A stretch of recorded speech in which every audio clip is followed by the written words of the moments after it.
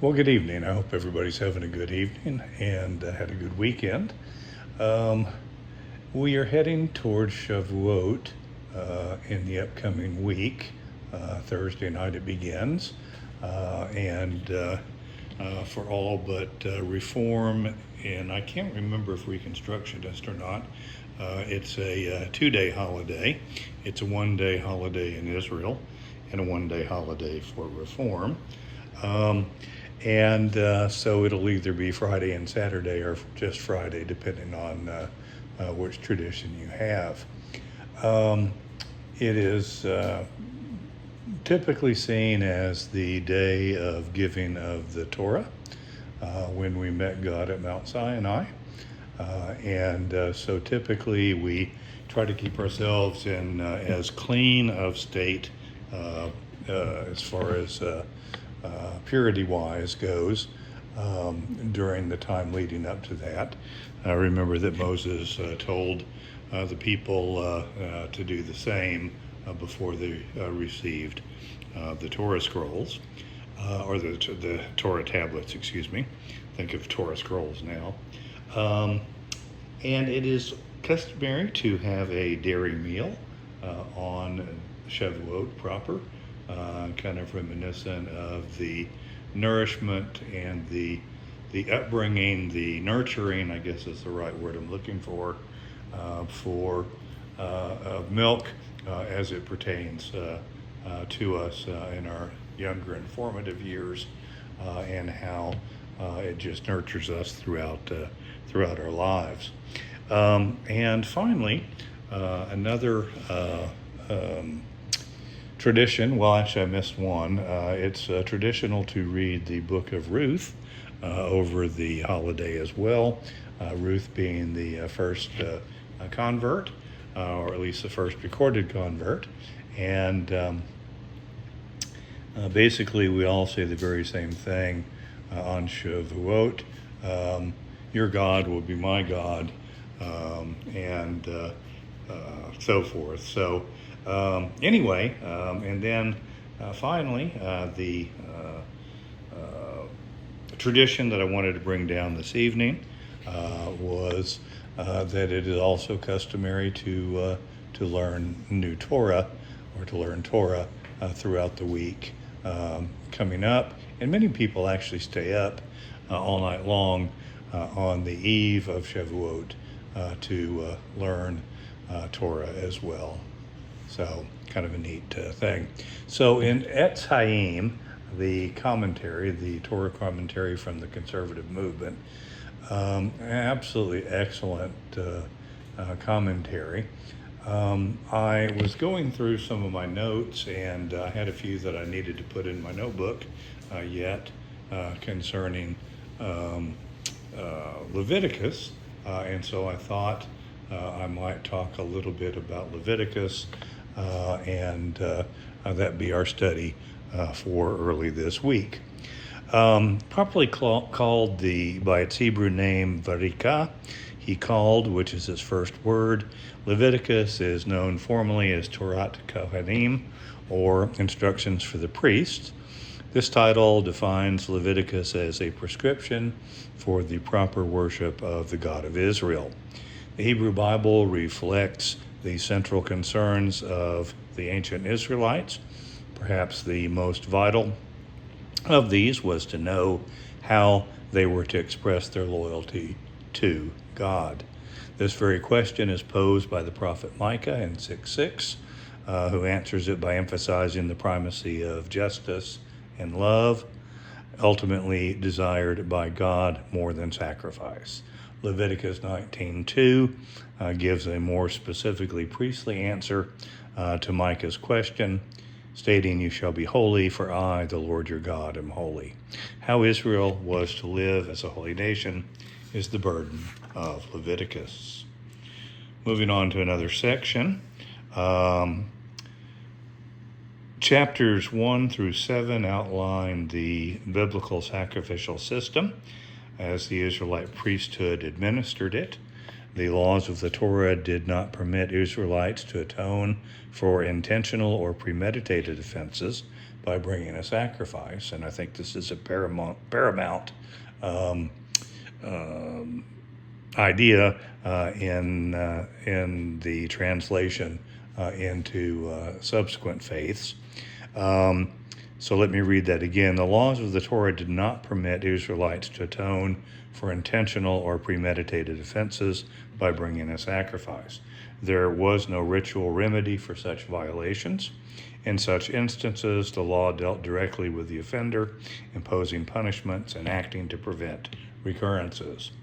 Gaining atonement through ritual sacrifice was restricted to situations in which there was reasonable doubt existed about the willfulness of the offense, and even then, restitution was required if another person had suffered any injury or loss. And I think about the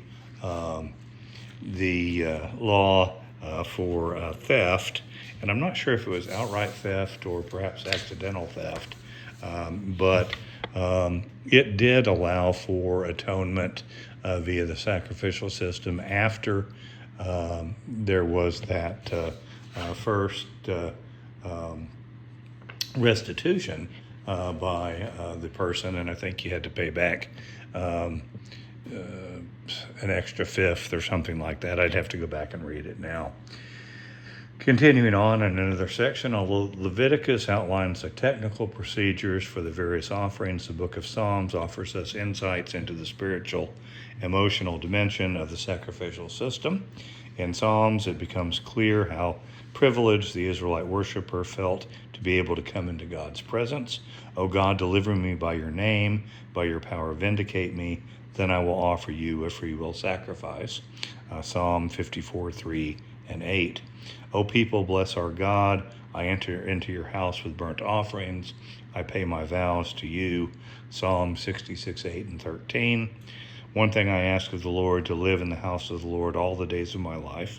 I sacrifice in his tent with shouts of joy. Psalm 27, 4 and 6. And I don't think I ever really honed in on that point, that the Leviticus teaches the how, and the Psalms kind of teaches the why, so to speak. Anyway, it's kind of interesting. I thought that was a great point. Moving on, Maimonides believed that God did not savor this manner of worship, i.e. Sacrifices, lest people assumed that they were feeding God, who would go hungry otherwise without their gifts. Avernel, too, suggested that God never intended to call for animal offerings.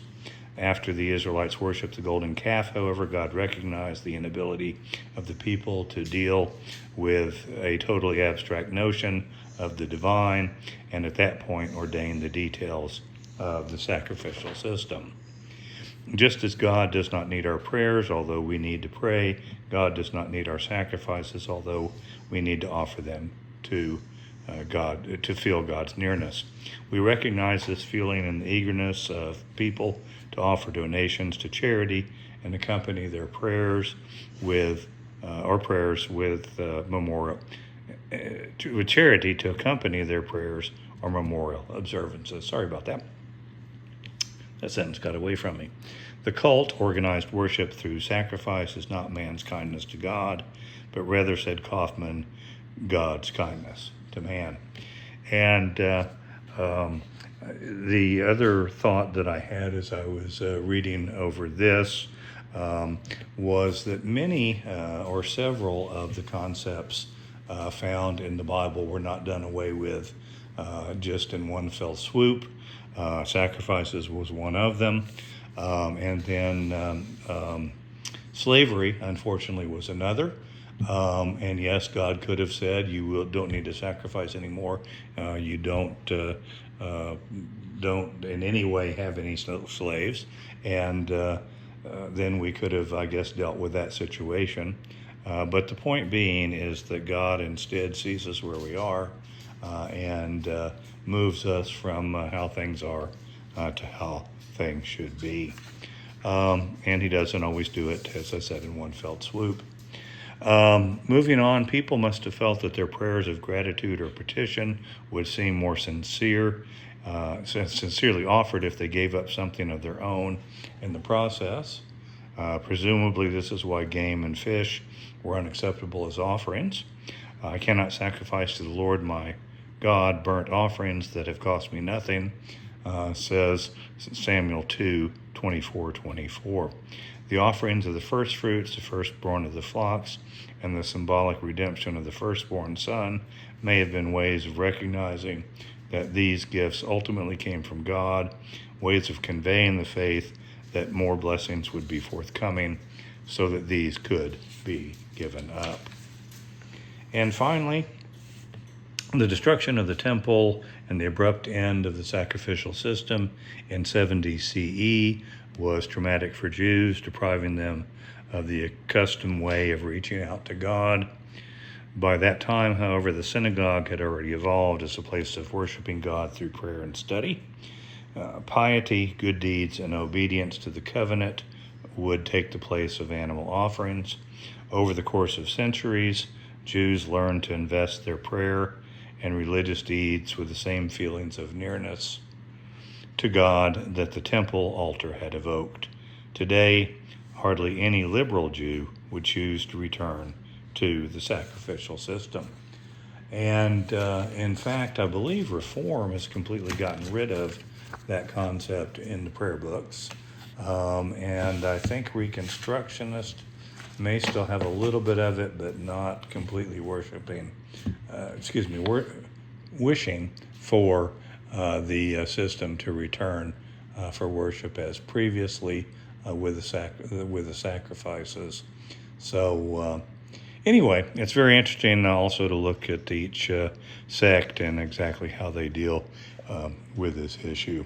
Anyway, I hope that was helpful. I felt a little discombobulated. I'm sorry. It really hasn't been a stressful day or anything, but maybe that learning will benefit you. I know it did help me, and I found some things in it, as I always do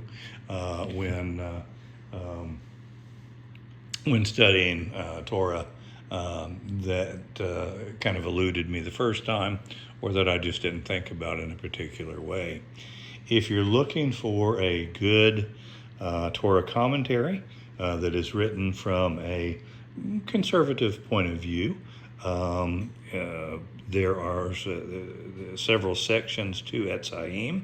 Of course, the actual reading does give some footnotes, etc., and then it gives extensive explanatory notes, both from I would say from the Peshat, or from the direct meaning of the verses, and then also some from more, shall we say, spiritual or perhaps even Kabbalistic, but not in the way many of us think about Kabbalah, who were not raised in it. So anyway, if you're looking for a good commentary, I would definitely recommend that to you. I'm still using the other one that I started earlier this year, but kind of going back and forth at times. And these were actually notes, I guess, that I took last year, and I'm just now getting them into my notebook. So call me tardy. Anyway, I hope everybody has a great Shavuot. I will probably not see you before it's over, and so just wish each and every one of you a very meaningful Shavuot, and I'll see you on the flip side. Shalom. And also, oh, by the way, Shavuot Tov, and it is also the new month. So we have both of those together as well. Hope it's a good week, a good month, and a good Torah year.